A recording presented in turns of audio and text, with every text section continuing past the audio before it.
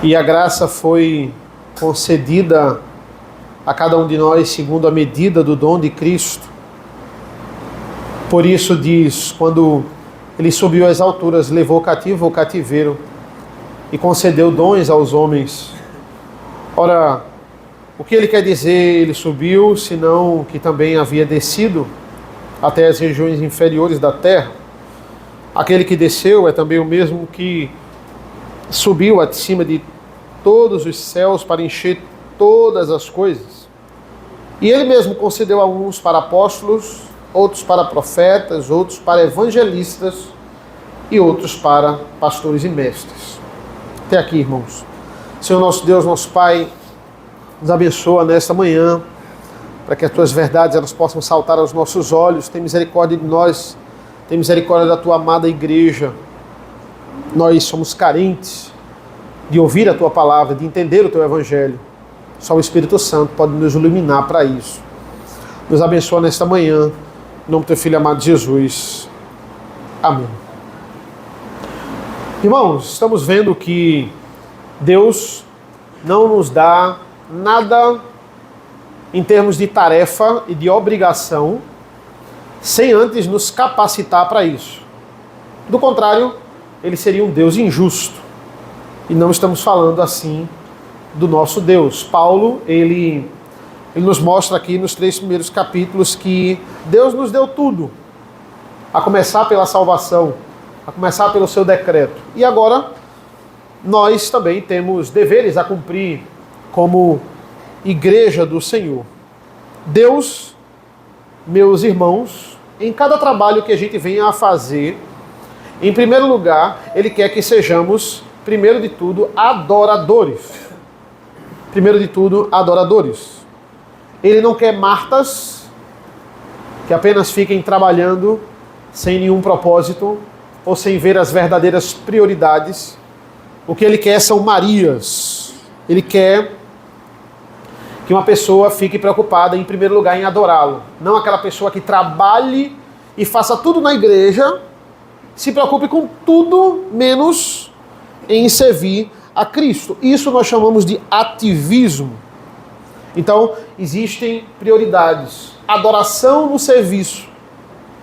Isso deve ser a nossa prioridade. Veja como a própria linguagem de Efésios, ela nos mostra isso. Constantemente Paulo está adorando ao Senhor no meio aqui das recomendações que ele fala para os irmãos de Efésios. Por exemplo, capítulo 1, versículo 3. Bendito seja o Deus e Pai de nosso Senhor Jesus Cristo. Ele já começa, antes de falar da função da Trindade, ele já começa adorando ao Senhor. No final aqui da segunda oração dele, em Efésios capítulo 3, versículo 21, ele vai dizer assim: a ele seja a glória na igreja e em Cristo Jesus, por todas as gerações, para todo sempre. Amém. A adoração, ela está muito presente na carta de Paulo aos Efésios. E vimos a primeira obrigação, na semana passada a gente viu Efésios capítulo 4, versículos 1 a 6. Nós vimos a primeira obrigação que a igreja tinha, é a obrigação com a comunhão. Ele vai dizer, vocês devem estar unidos, no vínculo da paz. E a gente viu o que era esse vínculo, vocês devem estar acorrentados à paz. Acorrentados uns com os outros no sentido de comunhão e acorrentados na paz. Assim como ele vai dizer, eu sou prisioneiro no Senhor. É a mesma palavra acorrentados.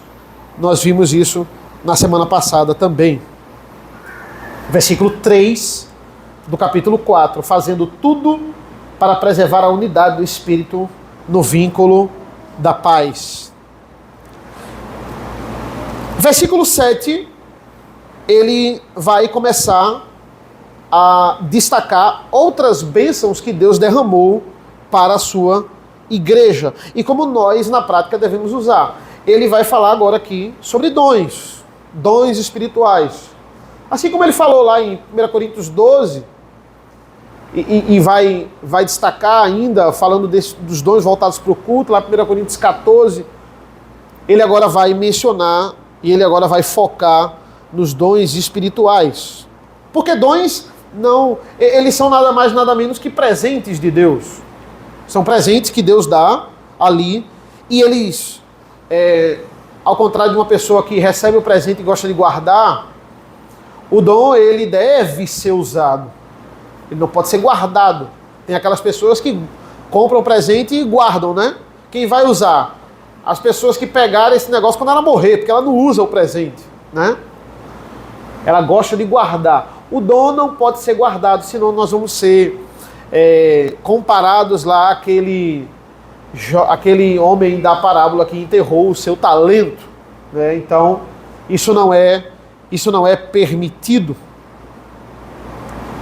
Versículo 7, e a graça foi concedida a cada um de nós, segundo a medida do dom de Cristo. Essa palavra graça no versículo 7 não está vinculada à salvação. Isso é raro no Novo Testamento, porque geralmente a palavra graça sempre está vinculada ali à graça de Deus em nos salvar, em ser compassivo conosco. Aqui a graça é nada mais, nada menos o dom que Deus nos dá. Por isso que ele está dizendo assim, olha, a graça foi concedida a cada um de nós segundo a medida do dom de Cristo. Essa graça aqui é a capacidade espiritual que Deus nos dá para trabalhar na igreja. E Deus dá uma facilidade, digamos assim, um presente a cada um especificamente para usar para o reino de Deus. Por isso que ele fala, olha, concedida a cada um de nós segundo a medida do dom de Cristo. E é muito interessante aqui, porque quando Paulo vai listar esses dons, Paulo está falando sobre dons, e obviamente ele vai listar alguns dons, pelo menos. Nós não temos na palavra de Deus, por exemplo, uma lista completa, né, fechada de todos os dons, mas eu tenho listas maiores comparadas a essa aqui de Efésios. Por exemplo, como eu já falei, 1 Coríntios 12, tem muitos dons ali que nós podemos aplicar para a igreja. Aqui não. Aqui nós só temos dons para a liderança. É muito interessante isso. Paulo foca apenas nos dons para a liderança. E aqui atrelando aos ofícios da liderança. Versículo 11, como eu li para vocês. E ele mesmo concedeu uns para apóstolos, outros para profetas, outros para evangelistas e outros para pastores e mestres. Versículo 12, com vistas ao aperfeiçoamento dos santos para o desempenho do seu serviço para a edificação do corpo de Cristo.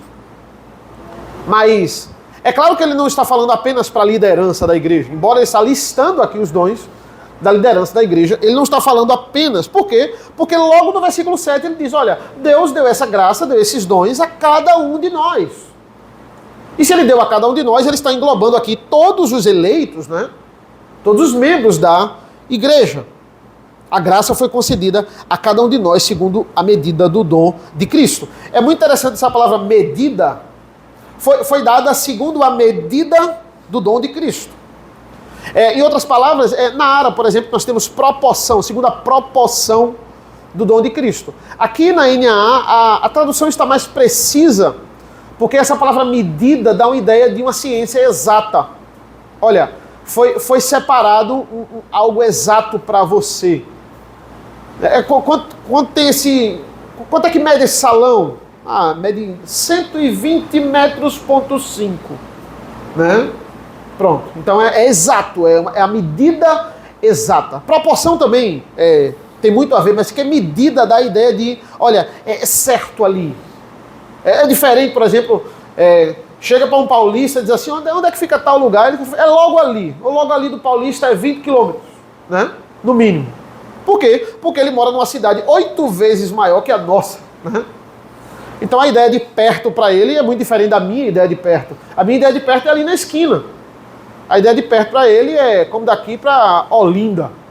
Isso é o perto para o paulista. Então, essa ideia de distância é relativa. É relativa. O que pode ser distante para mim, pode não ser para você. Mas quando eu pego um GPS e ele me diz assim, 8 quilômetros. Se você for para tal lugar, você vai... É mais perto, é 6 quilômetros, mas o trânsito está maior. Então, lá você vai chegar às 10h05. E aqui, embora seja maior o tamanho, você vai chegar de 9,50. É preciso, né? O GPS é preciso, ele diz a hora que você vai chegar. E ele está falando aqui de medida, ele está falando aqui de exatidão. Ele pegou uma unidade de medida e deu uma porção para o eleito. Mas prestem atenção, ao mesmo tempo que ele está distribuindo aqui na medida que ele deseja, ele não distribui igual para todo mundo. Cada um tem uma medida.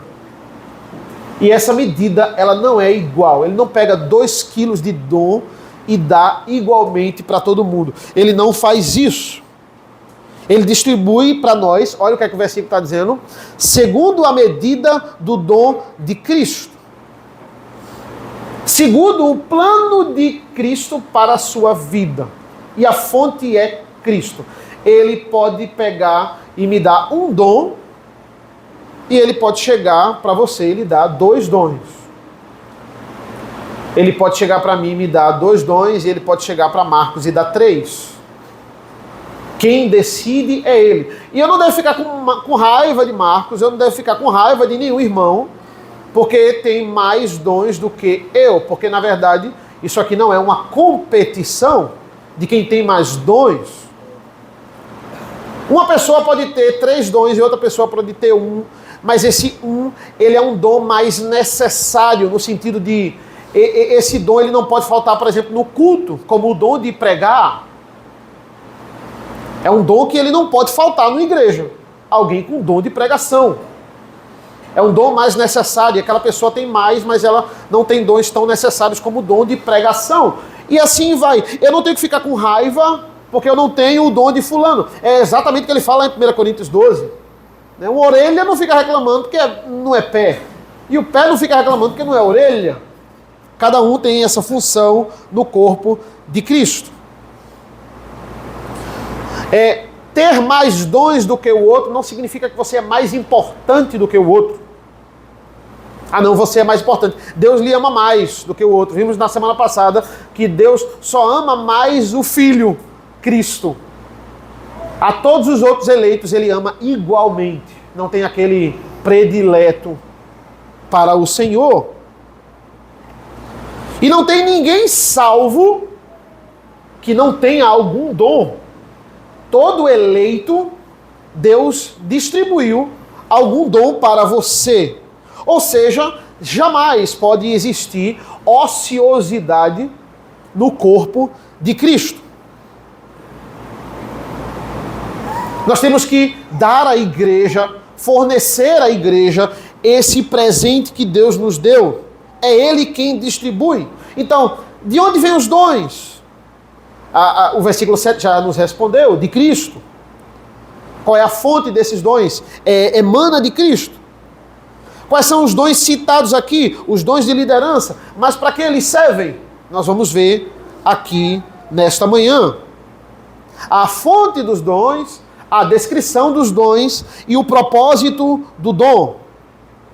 Como eu disse, versículo 7, a fonte, eles vêm de Cristo. Mas existem alguns detalhes aqui sobre o fornecimento desses dons. Por quê? Porque para nos dar esses dons espirituais, irmãos, Cristo teve que fazer muito. Para ter a autoridade e o poder de nos conceder esses dons, não foi simples. Veja, como diz aqui o versículo 8, né? Por isso diz, quando ele subiu às alturas, levou o cativeiro, e concedeu dons aos homens. Ora, o que quer dizer ele subiu, senão que também havia descido até as regiões inferiores da terra? Aquele que desceu é também o mesmo que subiu acima de todos os céus para encher todas as coisas. Parece, numa primeira leitura aqui, uma leitura um tanto confusa. O mesmo que desceu, foi o mesmo que subiu. Ele subiu, desceu, tinha que descer antes para depois subir de novo. Mas o que temos aqui, por trás disso aqui, Na verdade, é um resumo do que Paulo já falou várias vezes em outras cartas, sobre a ressurreição de Cristo, sobre as implicações da ressurreição de Cristo no ministério evangelístico, ao alimentar a igreja com dons espirituais. E qual é o plano de fundo aqui do versículo 8? Ele está citando aqui o Salmo 68, no versículo 8. Essa citação aqui é do Salmo 68. E o que é que o Salmo 68 tem a ver com com a distribuição e o poder de Deus distribuindo os dons? Então, especificamente o que é que Paulo está querendo dizer com isso aqui, versículos 8 a 10. É a autoridade que Jesus adquiriu após ele ter ressuscitado. Ele quer frisar isso, atrelando a distribuições de dons. Por que ele quer falar dessa autoridade? Na verdade, nós já falamos sobre isso até na própria carta de Paulo aos Efésios, de como ele adquiriu poder e autoridade quando ele é assunto aos céus, quando ele ressuscita. Paulo já havia falado sobre isso. Por exemplo, volte aí a Efésios 1:20, na primeira oração que ele faz nesse livro, ele vai dizer assim: ele exerceu esse poder em Cristo, ressuscitando dentre os mortos e fazendo sentar à sua direita nas regiões celestiais. Então, ele falou isso, por exemplo, lá em Colossenses. Foi assim que ele julgou todo principado e potestade, com toda a autoridade, como a gente vê lá em Apocalipse. Ele pegou o livro e ele desatou os selos do livro de Deus, porque a ele foi dada toda a autoridade. Os cristãos mais arcaicos, eles acreditavam no Cristo Victor, que é isso, né? O Cristo vitorioso. Eles usavam a letra V para evangelizar. O que seria isso? Quando você escreve a letra V, você nunca mais vai escrever a letra V do mesmo jeito. Você escreve a letra V, principalmente letra de forma. Você escreve uma perninha de cima para baixo e depois de baixo para cima. Eles chamavam da primeira perna do V e a segunda perna do V. Ele desceu para depois subir. O Cristo Victor. Né? Veja como o nosso credo apostólico, ele é pautado no Cristo Victor, ele é pautado no V. Quando ele vai falar sobre Cristo, primeiro ele desce. Cristo desce. Para depois ele subir. Né?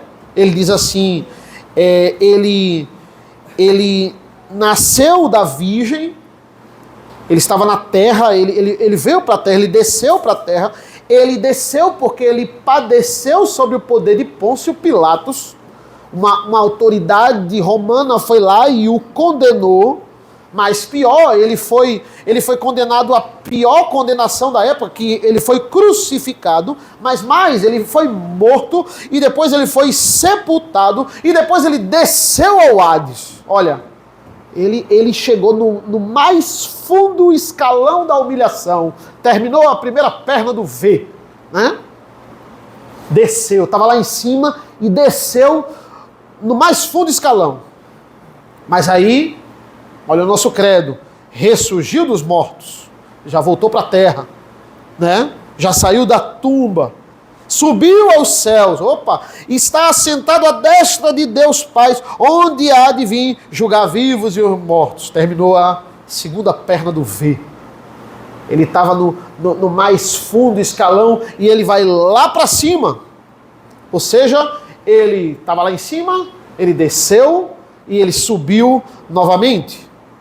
Só que a informação que Paulo nos dá agora aqui é muito mais profunda, porque ele está falando da ressurreição de Cristo e ele está dizendo assim, ele não só ressurgiu para nos redimir, ele também ressurgiu para ter todo o poder e toda a autoridade de lhe conceder dons.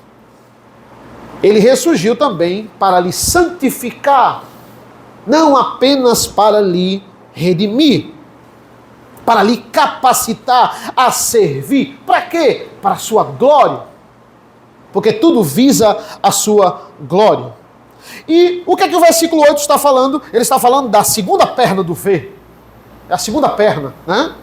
Versículo 8. Quando ele subiu às alturas, levou o cativo, o cativeiro, e concedeu dons aos homens. Muitos interpretam esse versículo aqui como aquele momento em que ele foi no inferno tirar as almas daqueles que não conheciam Jesus, como eles acreditam, está descrito lá em 1 Pedro, uma das passagens mais difíceis do Novo Testamento.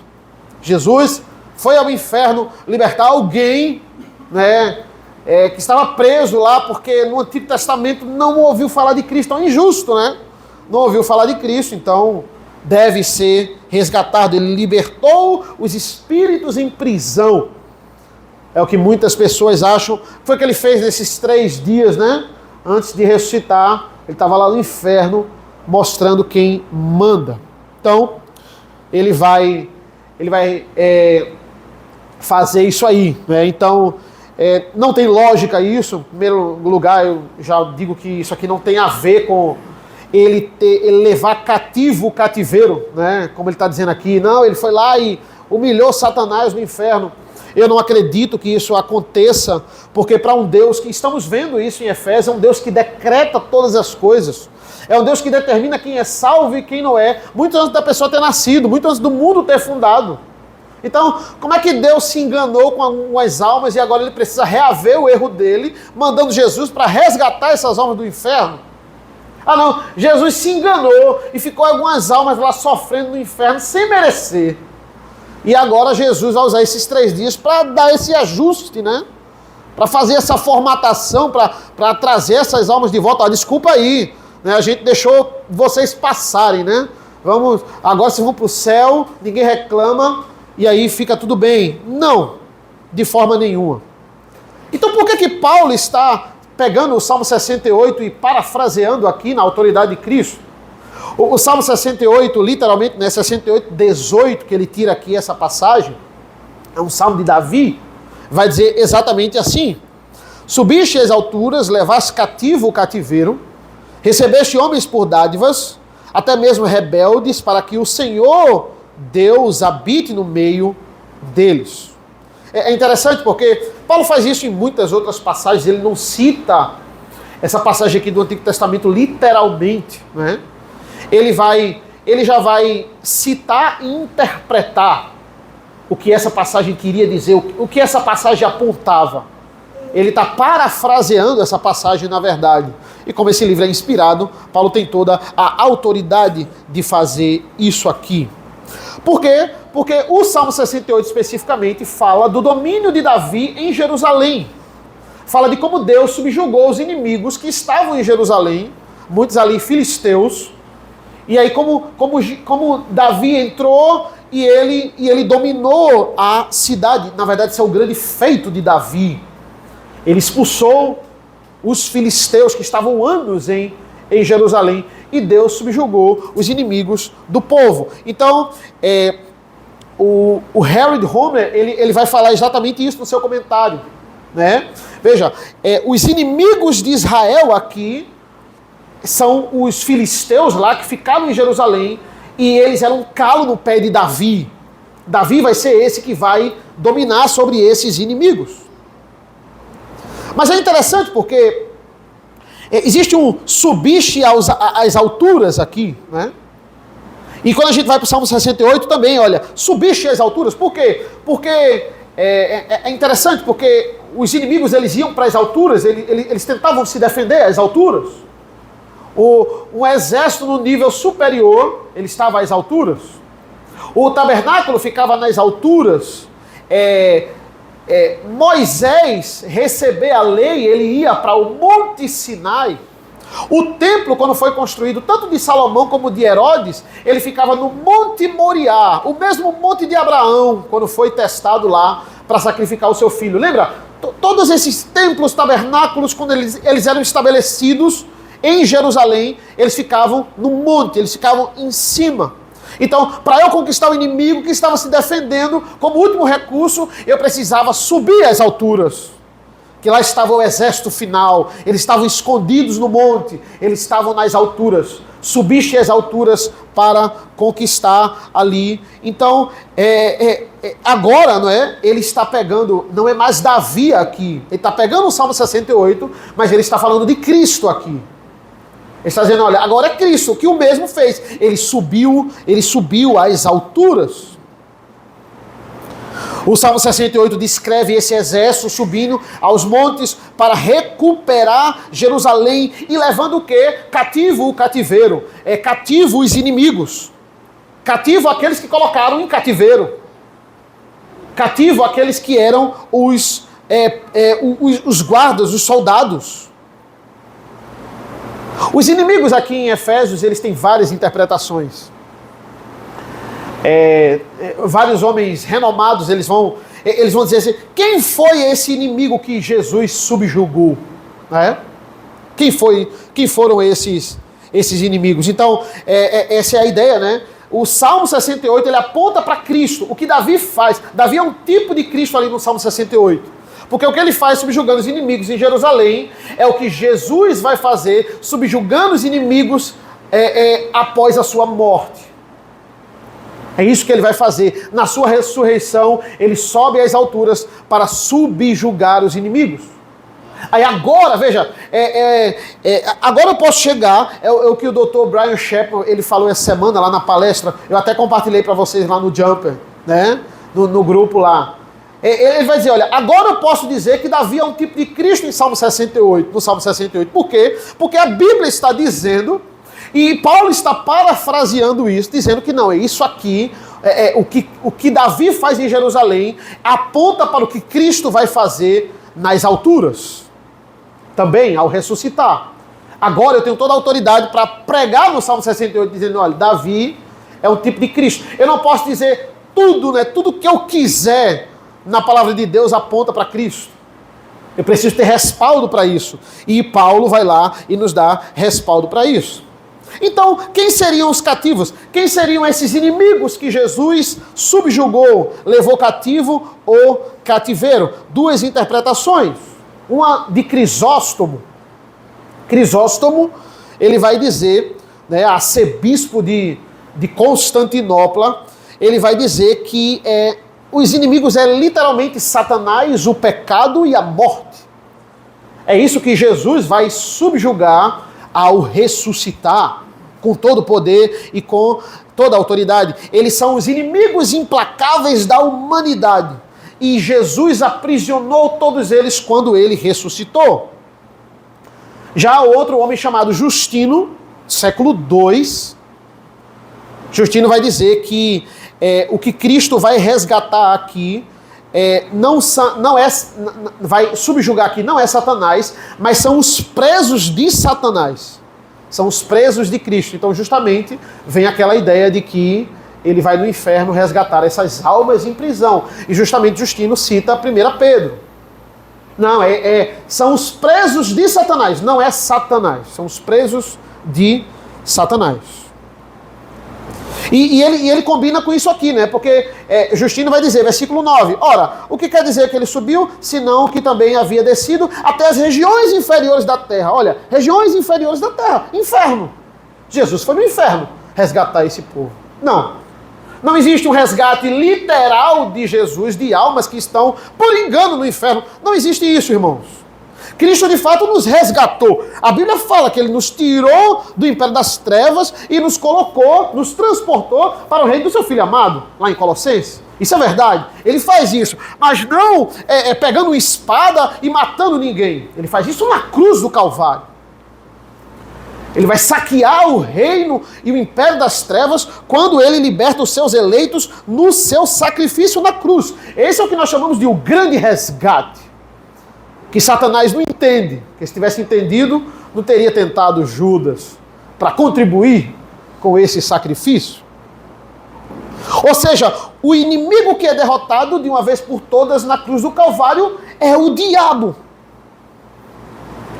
E agora Paulo está dizendo, olha, só por causa disso, o que ele fez, Ele tem toda a autoridade e todo o poder de lhe conceder dons, de lhe dar os dons para a igreja do Senhor, para os salvos.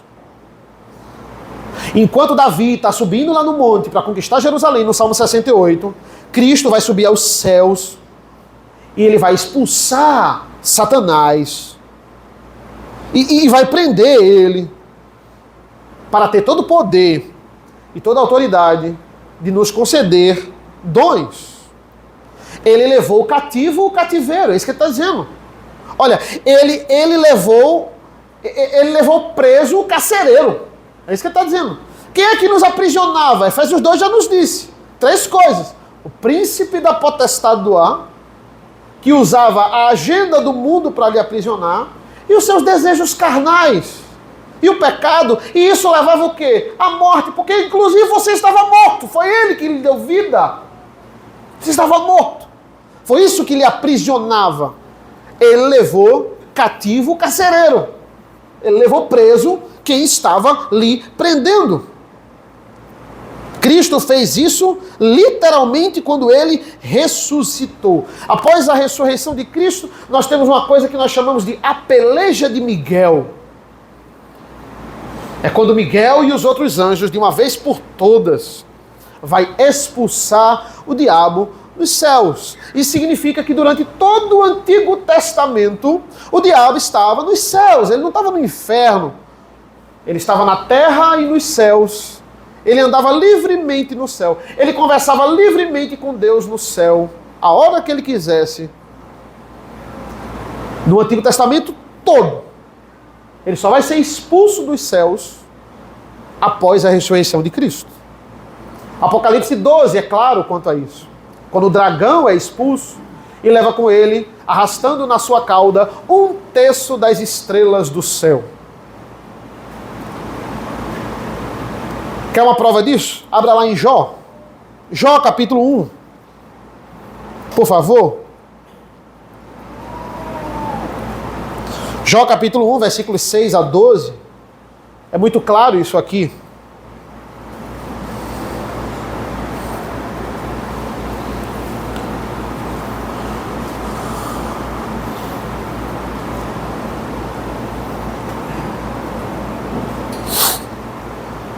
Versículo 6. No dia em que os filhos de Deus vieram apresentar-se diante do Senhor, veio também Satanás entre eles. Opa, isso aqui é o quê? Isso aqui é no céu. Muitas vezes o Antigo Testamento fala sobre filhos de Deus como sendo os salvos.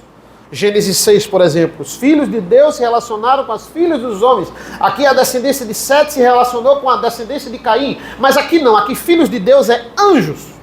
Olha, os anjos foram lá para o céu apresentar-se diante do Senhor e no meio dos anjos estava Satanás. Ah, mas porque Satanás ainda não era Satanás. Não, aqui já era Satanás. A Bíblia está dizendo, anjos e Satanás estavam todos juntos no céu, se apresentando aqui ao Senhor. Então o Senhor perguntou a Satanás, olha, Deus está conversando livremente com Satanás. De onde você vem? Satanás respondeu ao Senhor, de rodear a terra e passear por ela. Você estava onde? Como se Deus não soubesse. Ele queria que Satanás dissesse. Você estava onde? Estava pela terra. Opa, o diabo ele tinha acesso à terra e ao céu livremente. Eu estava na terra, rodeando a terra. Aí Satanás vai dizer, você reparou no meu servo Jó? Não há ninguém como ele na terra. Ele é um homem íntegro, reto, que teme a Deus e se desvia do mal. Então Satanás respondeu ao Senhor, será que é sem motivo que Jó teme a Deus? Não é verdade que tu mesmo puseste uma cerca ao redor dele, da sua casa e de tudo que ele tem? Abençoasse a obra das suas mãos e os seus bens se multiplicaram na terra. Mas estende a tua mão e toca em tudo que ele tem, para ver se ele não blasfema contra ti e a tua face. Olha, Satanás está debatendo com Deus livremente. Ah, tem visto meu servo Jó, homem bom, fiel? Também? O senhor botou uma cerca, ninguém pode mexer nele? Ele está indagando com o diabo, com Deus, perdão. Ele está indagando aqui, ele está falando o que ele quer. Ele está confrontando. Ele está dizendo na cara de Deus assim, olha, ele só tem as coisas porque você dá tudo a ele. Tira as coisas dele que ele vai blasfemar na hora. Está acusando Deus. Ele tinha esse poder, diabo, acusador. Ele senta na cadeira de acusador no céu e ele acusava o Antigo Testamento todinho. Aí Deus vai dizer, tá bom então. Olha que Deus, ele manda em tudo, ele manda no diabo. Você vai tirar tudo dele, você vai tocar na vida dele. E aí eu vou provar a você que não é porque a pessoa tem ou deixa de ter, mas é a minha graça, é porque eu chamei ele. E aí não tem como ele negar, ele resistir, ou ele servir a você, se eu separei ele para mim. É isso que Deus vai provar o diabo usando a vida de Jó. O diabo está no céu. O diabo está no céu, ele não está no inferno, ele não está preso, ele tem acesso a Deus, ele conversa com Deus. Ele questiona Deus. Ele tinha essa autoridade, ele tinha esse poder no Antigo Testamento. Isso é tirado dele, ele não tem mais acesso ao céu. Assim que Jesus ressuscita, ele vai levar cativo o cativeiro. A gente leu, eu achei muito interessante, a gente leu Marcos 3 na leitura continuada, no culto à noite. E Marcos 3 vai falar justamente, os escribas chegam para Jesus e acusam ele, olha, ele expulsa demônios possuídos aí por Beelzebu, né? Com o poder de Beelzebu. E eu li essa passagem e eu fiquei matutando a resposta de Jesus. A resposta de Jesus é incrível, é fantástica. Ele vai chegar e dizer, escribas, o demônio, ele tem algo que vocês não têm. Eles são, pense numa qualidade. Jesus vai falar a qualidade do diabo. Eles são unidos. Eles são muito unidos. O império deles está totalmente unido. Não tem aquele negócio como a gente vê nos filmes, né? Um vilão, eles são vilões, aí um trai o outro, né? O diabo, ninguém trai o outro, não. Eles são unidos, eles são fiéis. Por quê? Porque tem um Senhor sobre eles que não deixa ninguém brigar, que não divide as tropas diabólicas. Eles são unidos. Ele está dizendo, olha, eles são melhores do que vocês, porque eles são unidos. A casa deles, Jesus diz em Marcos 3, literalmente isso, a casa deles não está dividida, né? Eles não brigam entre eles. Mas Cristo continua, usando a analogia lá do valente. Eu amarrei o valente. Por quê? Ele vai dizer, ninguém entra na casa, Marcos 3, ninguém entra na casa do valente e rouba lá as suas coisas sem antes ter amarrado o valente. Tem que amarrar o valente. Senão o valente vai com tudo para cima da pessoa. Então, ninguém liberta os presos sem antes amarrar o opressor, amarrar o carcereiro. Então eu fiz isso. Eu amarrei o carcereiro e eu libertei os cativos. O cativo agora é o cativeiro. O cativo agora é o opressor. Então, esses são os dons do Cristo exaltado. Cristo fez tudo isso aqui para lhe conceder dons. É por isso que ele tem toda a autoridade. Ele senta à destra de Deus Pai. Primeira coisa que Jesus vai fazer, né? Primeiro ato do Jesus recém-entronizado, Pentecostes, né? Ele vai dizer assim, recebam o Espírito. Ele vai capacitar a igreja para que ela espalhe o Evangelho. Através de quê? Através da distribuição de dons. Ele só teria esse poder após ressuscitar e levar cativo o cativeiro. Aí vamos para o versículo 9. Que diz assim, ora, o que quer dizer? Ele subiu, senão também que havia descido até as regiões inferiores da terra. Temos aqui a segunda perna do V, né? Ele desceu até as regiões inferiores, depois ele subiu novamente. E percebam, irmãos, o que é que ele está querendo dizer aqui com regiões inferiores, né? Ele está falando aqui do inferno? Não. Ele está falando aqui da terra. Cristo foi para debaixo da terra. Cristo foi sepultado. É isso que ele está querendo dizer aqui. A profundeza aqui, o Hades, como Jonas vai dizer, né, que desceu ao Hades também, ele estava afundando. Aquilo ali são as profundezas da terra. Cristo foi sepultado. Cristo ser sepultado é o ponto mais fundo da sua humilhação. Ele desceu às profundezas da terra. Isso não é literal, porque o corpo não ficava debaixo da terra como a gente faz, né? Ficava naquelas sepulturas ali. Mas essa era a necessidade. Olha, ele morreu, ele precisa, antes do sábado, ser sepultado. Vamos providenciar, e tudo foi providenciado para imediatamente ele ser sepultado. Por quê? Porque esse é o ponto mais alto da sua humilhação. O seu corpo, ele ficou inerte, sem responder, durante 3 dias. Para constatar, olha, ele morreu. O seu corpo não responde. Isso aí é o ponto mais alto da sua humilhação. Necessário passar por isso para conquistar toda a autoridade no céu e na terra. Versículo 10. Aquele que desceu é também o mesmo que subiu acima dos céus para encher todas as coisas. É interessante isso, porque ele subiu onde? Ele subiu acima de todos os céus. Opa, existem vários céus. É isso que ele está dizendo aqui. É muito interessante isso. Quantos andares tem os céus? Ele diz, ele subiu acima de todos os céus. Tem quantos céus? Se ele está falando aqui no plural, não é? Se a gente pegar, por exemplo, quais são as evidências bíblicas, né, que nós temos vários céus? Essa aqui, quando a gente vai lá para Coríntios, onde Paulo diz que subiu ao 3º céu, né? Subiu ao 3º céu. Opa, então o céu tem vários andares? Tem gente que diz, não, o céu é o seguinte, teorias, né? Esse céu aqui é um, o céu do espaço é outro, certo? O céu do espaço lá é outro. E o céu mesmo, céu, casa de Deus, onde está os salvos, é o 3º andar. Então, Paulo foi para o 3º andar. Aí tem gente que diz, não tem sentido. Porque o céu que a gente está vendo já é o céu do espaço. Né? Então, o céu do espaço é um. O céu para onde vão os mortos agora é outro. E a Nova Jerusalém é o 3º céu. Tem gente que diz isso. A Nova Jerusalém é o 3º céu, que ainda não está completa. Vai ser completa quando vier novos céus e nova terra, né? Quando for tudo junto. Mas aí Paulo foi para lá. E aí, qual o respaldo bíblico que a gente tem? Nenhum. Não tem. A gente não tem. Por quê? Porque não é para ficar sabendo muito sobre o céu. Só algumas coisas que a palavra diz.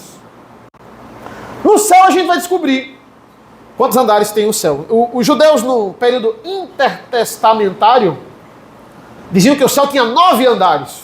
9 andares. Não sei qual é o respaldo que eles tinham para isso. Mas não, o céu tem 9 andares. Mas quantos andares tem o céu? A gente não sabe. A gente não sabe se esses 3 andares de Paulo foi lá já no céu ou esses 3 céus mesmo. Não sabemos.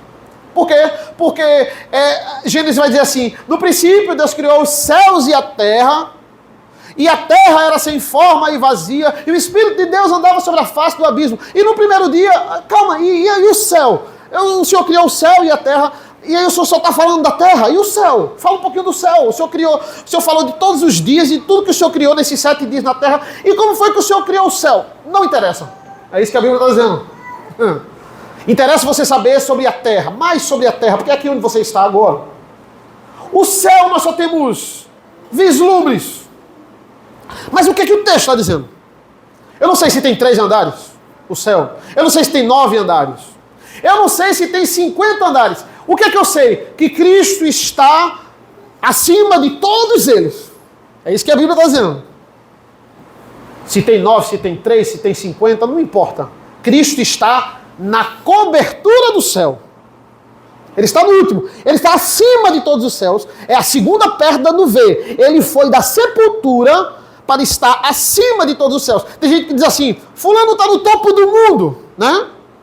Ele está no topo do mundo, ele manda em tudo, todo mundo gosta dele. Jesus está no topo dos céus. É isso que Paulo está dizendo. Essa é a questão da autoridade. Ele está no topo, ele está no último andar dos céus. Para quê? Para encher todas as coisas. O que é isso? É para ter toda a autoridade de mandar o Espírito Santo e ele vai encher. É por isso que ele habita em nós. Ele nos enche. E ele, com isso, nos dota de dons. Cristo teve que fazer tudo isso aqui para que você tivesse um talento específico para usar para a causa dele. Olha como isso é importante. É isso que Paulo está dizendo. Olha o que foi que ele fez para você ter a capacidade, pela sua graça, de trabalhar na igreja. Foi tudo isso que ele fez. E ele fez de forma perfeita. Aí agora a gente vai concluir por causa... Eu vou só até o versículo 11. Eu vou fazendo o sermão e aí eu vou vendo o tamanho. Eu digo, não, então aqui já deu, né? Versículo 11 é onde a gente pode chegar hoje. Ele vai dizer assim: e ele mesmo concedeu uns para apóstolos, outros para profetas, outros para evangelistas e outros para pastores e mestres. 4 grupos aqui, eu não posso deixar de falar sobre cada um deles, né? Por que 4 grupos? Porque um é apóstolo, outro é profeta, outro é evangelistas e outros... E aí a gente coloca num grupo só, pastores e mestres. Porque todo pastor tem que ser um mestre. Ele tem que ter o dom de mestre para ser pastor. Mas nem todo mestre necessariamente tem que ser um pastor.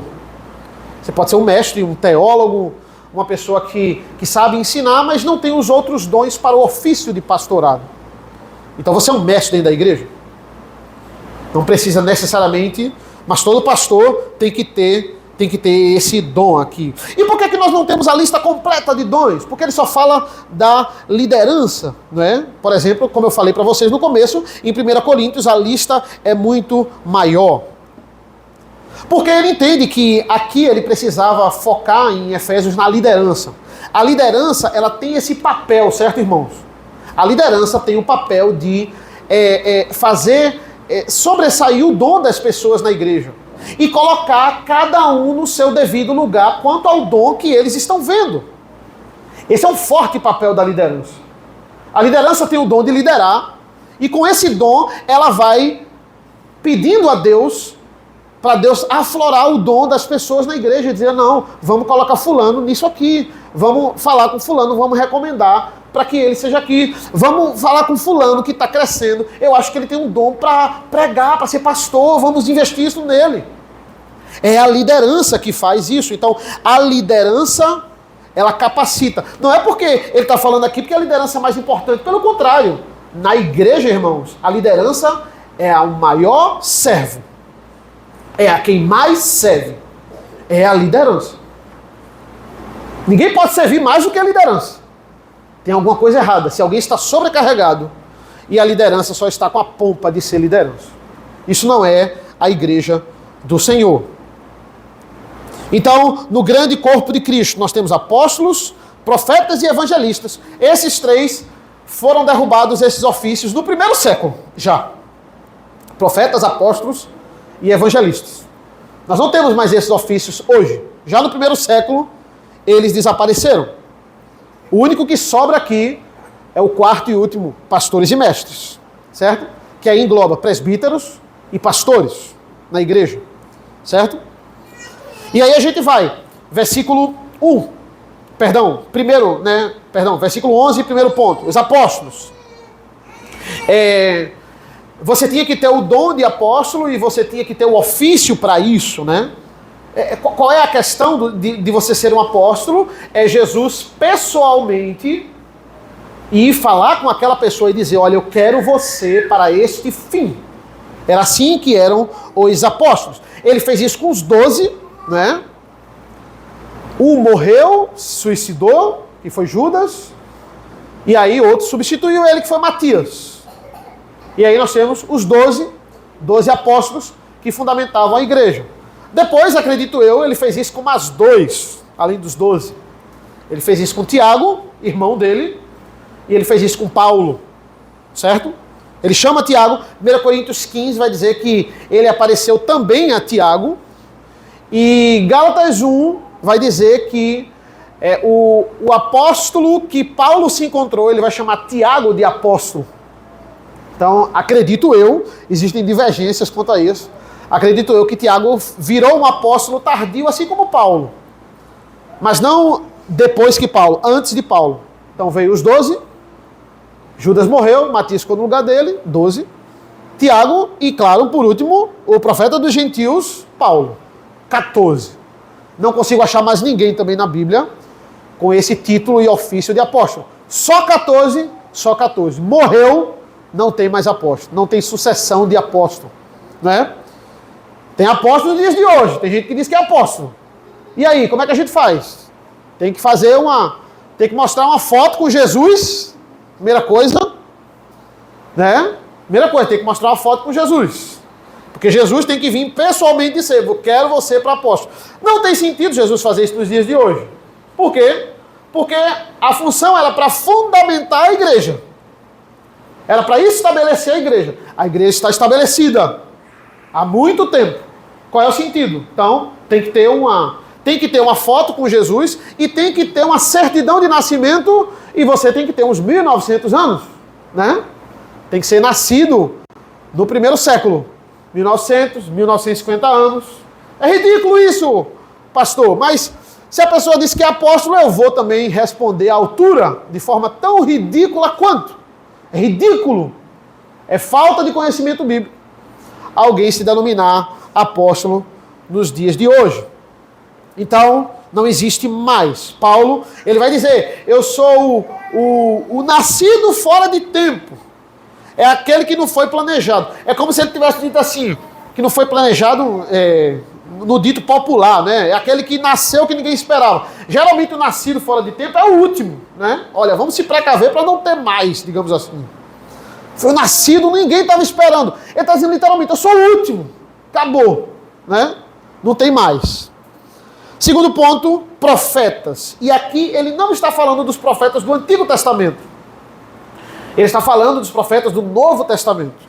Daqueles que ajudaram os apóstolos a fundamentar a igreja também.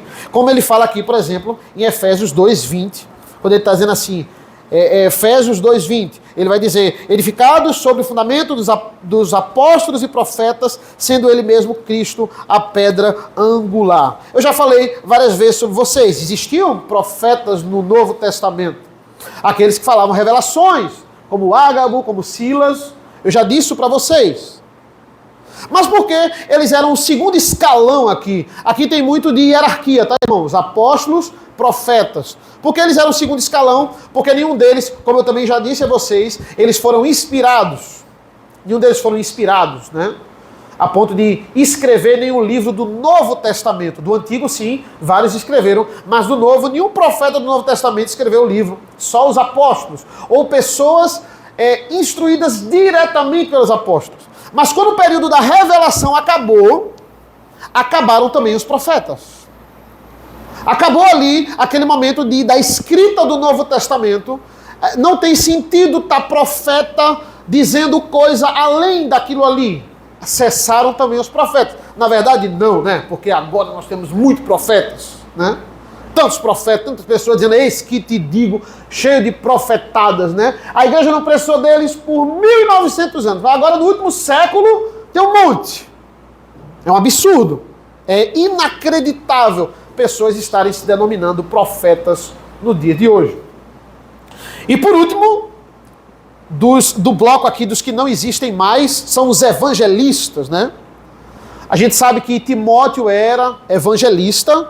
Filipe, né, um dos 7 lá, servindo as mesas lá em Atos, ele também foi mencionado como evangelista, e esse é um dos mais polêmicos, porque o evangelista é como se ele fosse um missionário. Ele não é uma pessoa específica, pastor, que fica naquela igreja, mas ele era levantado para plantar igrejas e apontar pessoas para serem os pastores dessa igreja. Timóteo fez isso lá em Éfeso, inclusive aqui. Tito fez isso lá em Creta. Ele fez isso. Ele apontava pessoas, olha, não sai da ilha de Creta sem você ter denominado lá os presbíteros e pastores. Eles eram missionários. Hoje as pessoas colocam aí os missionários. Eles são chamados de missionários. A igreja presbiteriana chama eles de missionários, mas não existe um ofício hoje. A igreja presbiteriana, por exemplo, ela não coloca o ofício evangelista. Nós não temos esse ofício. Nós acreditamos que esse ofício ele foi embora. Né? Tem um livro chamado História Eclesiástica de Eusébio de Cesareia, que ele vai dizer, olha, a importante função dos evangelistas eram arranjar os sucessores dos apóstolos, não para serem novos apóstolos. Mas eles apontaram, como eles andaram muito com os apóstolos, eles apontaram quem poderia ficar no lugar, naquele cargo ali, ocupando o cargo, não o ofício de apóstolo, mas a função ali de cuidar daquela igreja. Então eles tiveram essa importante função depois que cada apóstolo foi martirizado. Então isso aí também nós acreditamos que o evangelista, ele não exista mais nos dias de hoje. ele pode ser chamado aí como missionário, né? Mas você pode ter o ofício de pastor e ser um missionário, né? Mas você não pode ter o ofício de evangelista. Nós entendemos que isso aí também não existe mais. E por último, pastores e mestres, esses existem, né? São os presbíteros que Paulo manda, né, Timóteo, lá em Éfeso, ir lá e falar, manda Tito lá em Creta também falar, escolher homens, né? Esses homens, eles não vão viajar feito eles estavam viajando. O pessoal que nasceu lá em Creta vai cuidar lá das igrejas de Creta, os presbíteros, os pastores, eles não vão ficar viajando, eles cuidam das igrejas locais e eles nasceram naquele lugar. Eles são daquele lugar. É muito diferente de Tito, é muito diferente de Timóteo, certo? É muito diferente desses homens. E aí vem um princípio muito interessante, irmãos, eu não posso terminar sem falar desse princípio. É a igreja que escolhe seus líderes. Olha Timóteo, olha Tito, vai lá e escolhe e aponta, né? Vocês vão escolher. Não é uma luz do céu que vai vir sobre a cabeça da pessoa que vai ser o pastor da igreja, ou da pessoa que tem que se reeleger presbítero. Não, é a igreja que aponta, é a igreja que escolhe. Não é mais nada miraculoso, é você que vai apontar. Você vai pegar todos esses requisitos que Paulo escreve em 1 Timóteo, escreve em Tito, e você vai pegar esses requisitos que são inspirados, e você vai dizer, não, esse é o pastor da igreja, esse é o presbítero da igreja. A igreja que aponta, a igreja que escolhe, esse é um princípio muito interessante. Então, concluindo, irmãos, duas rápidas aplicações. Primeiro, observar as pessoas que são compatíveis com a igreja e ir lá escolher elas para serem pastores, né? Para serem presbíteros. Então, é muito isso. Muitas das nossas eleições, essa é a primeira e penúltima aplicação que eu faço, elas são sem preparação nenhuma, né? A igreja nem sabia que ia ter eleição. A igreja chega e já recebe a cédula para votar, né? A igreja não é instruída antes. Tinha um edital que estava lá no mural, lá, ninguém nem sabia que estava lá esse edital. E isso é muito ruim. A igreja precisa ser instruída e precisa conhecer as pessoas que está votando. Deve existir preparo na igreja do Senhor. Porque veja a importância disso, né? Para um pastor se tornar, né? Para uma pessoa se tornar pastor presbiteriano, é quase uma via sacra, né? É difícil, não é fácil. O Geó está vendo isso, está passando esse processo, né? Ele não pode nem recusar meu convite. Pode nem recusar o convite. Tem que aceitar todos, né? É importante isso. E por que isso é importante? Porque você vai afunilando ali, você vai vendo as pessoas que realmente têm vocação. Mas quantas vezes esse sistema falha? O sistema falha. Por quê? Porque senão não tinha tanto exemplo errado aí de pessoas que não eram para ser ordenadas. E são. E por que falha? Porque muitas vezes a pessoa não tem a vocação, mas aí a pessoa fez tudo certinho. Fez o seminário, não é o caso de George, né? Ela fez o seminário, ela respondeu as perguntas, a vida dela é uma vida tranquila, tudinho. A gente não está vendo ali, eu não sei como é que a igreja viu vocação nessa pessoa, mas ela passou por... Aí o presbitério vai lá com pena e ordena. Tem pena. E está errado ordenar, porque não é para ter pena. Se a pessoa não tem vocação, e aí a gente vê os grandes exemplos que tem aí. Aí veja, o sistema falha muitas vezes. É um sistema difícil. Olha, o sistema presbiteriano é o mais difícil, o lugar mais difícil de ser pastor é na igreja presbiteriana. Graças a Deus por isso. Mas é muito difícil. É mais fácil ser pastor em outra e migrar para presbiteriana. É mais fácil. É mais fácil migrar do que se tornar. E às vezes a gente falha muito. Aí veja que princípio maravilhoso. Aí as pessoas elas descartam a eleição. Paulo está dizendo, tá bom, a pessoa foi ordenada pelo presbitério, mas se você quiser votar contra ela, ela não vai ser o pastor da sua igreja. No final, quem decide é a igreja. Tá bom, ela foi ordenada, mas ela não tem vocação, então ela não vai ser. Pelo menos você protege a sua igreja local daquela pessoa que não tem a vocação de presbítero, de pastor. No final é a igreja que vota. Então a gente não quer aqui. Então não vai ser, porque a igreja não quer. Aí as pessoas não valorizam a eleição. É o princípio bíblico de que a igreja escolhe. Nós temos que pensar nisso. E por último, irmãos, falando dos dons aqui, né, a última aplicação, nós devemos descobrir o nosso dom. E se aquilo não é o nosso dom, nós não devemos executar na igreja. Né? A gente deve descobrir e ir atrás de pessoas que têm esse dom para que execute. Porque se eu não tenho o dom e eu estou executando ele na igreja, eu estou pegando aquilo que Cristo não me deu e trabalhando na igreja. E quem é que vai sofrer com isso? É a igreja. Eu tenho que trabalhar com aquilo que Deus me deu. Ah não, mas eu queria o dom do outro. Aí o outro não trabalha porque é omisso, e você pega o que Deus deu ao outro e trabalha. Quem é que vai sofrer com isso? A igreja. A igreja vai sofrer com isso. Cabe à liderança ela olhar e dizer, olha, você não é para esse dom. Você é para isso aqui. Eu vou ajudar você nisso aqui. Por isso que ele está primeiro focando nos dons da liderança. Esse é o papel da liderança. Porque o contrário também é verdade. Quando a igreja coloca a pessoa certa no trabalho certo, a igreja avança. A igreja cresce. E acima de tudo, em primeiro lugar, Deus ele é glorificado. Porque a capacidade que ele lhe deu está sendo lapidada, está sendo treinada, está sendo colocada em prática. Amém, irmãos? Vamos orar. Senhor nosso Deus, nosso Pai, te agradecemos pela leitura da Tua Palavra, te agradecemos por esse Evangelho que é vivo e tão atual nas nossas vidas. Nos abençoa ao longo desta manhã, abençoa este santo culto, abençoa as nossas vidas para que nós possamos glorificar o Teu nome através dos diversos dons que o Senhor espalha nessa igreja. Abençoa as nossas vidas, esteja conosco, em nome do Teu Filho amado Jesus. Amém. Amém, meus irmãos? Vamos, nesse momento, ficar de pé e louvar ao Senhor, hino de resposta, o Salmo 87.